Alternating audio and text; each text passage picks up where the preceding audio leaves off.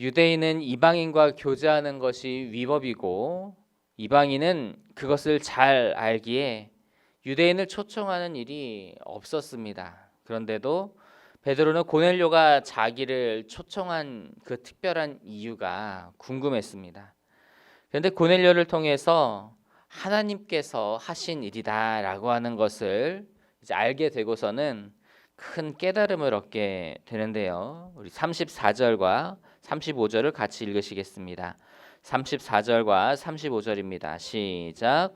베드로가 입을 열어 말하되 하나님은 사람의 외모를 보지 아니하시고 각 나라 중 하나님을 경외하며 의를 행하는 사람은 다 받으시는 줄 깨달았도다. 유대인들은 자신들이 하나님의 선택된 백성이며 이방에게는 구원이 없다고 생각을 했습니다. 그런데 베드로는 하나님께서 고넬료에게도 역사하신 것을 보고 하나님께서 외모나 출신 또 민족을 보지 않으시고 오직 하나님을 경외하며 의를 행하는 사람을 받으신다라고 하는 것을 다시금 깨닫게 되었습니다. 사실 이스라엘의 조상인 아브라함도 원래 그러해요. 그가 처음부터 특별히 이제 구분되었던 사람은 아니잖아요. 그냥 그도 이스라엘의 기준에 의하면 이방 사람일 뿐입니다. 그런데 하나님께서 그를 이제 택정하여 부르시고 그의 후손을 세상에서 제사장 나라 되게 하셨던 것이죠. 그러니까 하나님은 처음부터 사실 온 인류를 다 품고 계셨던 거예요. 이제 하나님은 예수님을 통해서 온 인류에게 복음이 전해지게 하시고 그리고 그 복음을 믿는 자들에게 구원을 준비를 하셨습니다. 우리 42절과 43절을 같이 한번 보시겠습니다. 42절과 43절 말씀 시작. 우리에게 명하사 백성에게 전도하되 하나님이 살아있는 자와 죽은 자의 재판장으로 정하신 자가 곧 이 사람인 것을 증언하게 하셨고 그에 대하여 모든 선지자도 증언하되 그를 믿는 사람들이 다 그의 이름을 힘입어 죄 사함을 받는다 하였느니라. 이제 베드로는 그 고넬료와 그의 가족 또 친구들에게 증거하기를 하나님께서는 예수를 그리스도로 삼으시고요.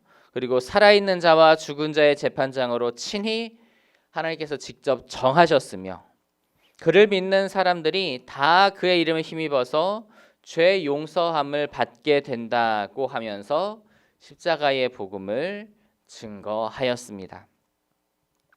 말씀을 통해서 볼 때에 하나님의 백성이 되는 것은 외모나 출신이나 혈통으로 되는 것이 아닙니다.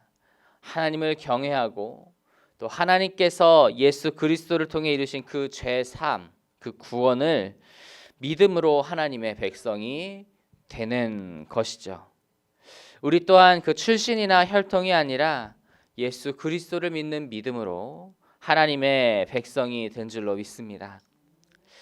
그 놀라운 은혜를 베푸신 그 하나님께 우리가 오늘도 감사하는 삶을 살아가야 할 줄로 또한 믿습니다. 그래서 오늘도 우리에게 그 놀라우신 은혜를 베푸셔서 이 새벽을 주님 안에서 깨우시고 주님 안에서 또 이 하루를 살아가게 하신 것을 기억하면서 하나님을 온전히 경외하고 또 그 뜻대로 살아갈 수 있는 오늘 하루가 되기를 간절히 소망합니다.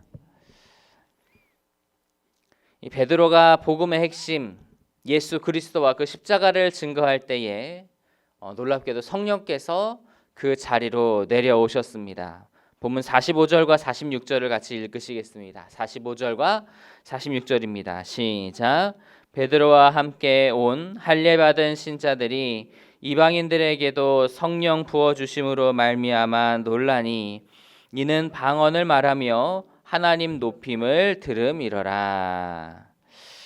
자, 고넬료의 집에서 그 성령의 임하심으로 말미암아 오순절 마가에 다락방과 같은 그런 동일한 역사가 있었습니다. 그래서 고넬료와 그 사람들은 방언으로 말을 하기 시작했고 그 와중에서 또 하나님을 높이는 하나님을 찬양하는 말들을 하기를 시작했던 거예요. 그래서 베드로와 함께 왔던 신자들이 굉장히 깜짝 놀랐습니다. 왜냐하면은 하나님께서 이방인에게도 성령을 부어 주시리라고 생각을 하지를 사실 못했기 때문에 그래요. 베드로를 따라온 그러한 성도들은요, 성경에 보니까 할례 받은 신자들이라고 이야기를 하고 있습니다. 이 할례는 선택받은 사람들의 증표예요.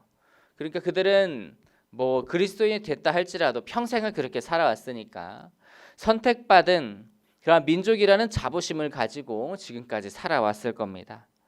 그리고 내심 예수 그리스도를 통해 뭐 하나님께서 온 민족을 구원하신다고 얘기는 하지만 성령을 받는 것은 선택받은 그들에게만 있는 은혜라고 그렇게 생각했을 수도 있습니다. 왜냐하면 마가의 다락방에서 성령을 받은 사람들은 다 자신들 같은 유대인들 뿐이었으니까요.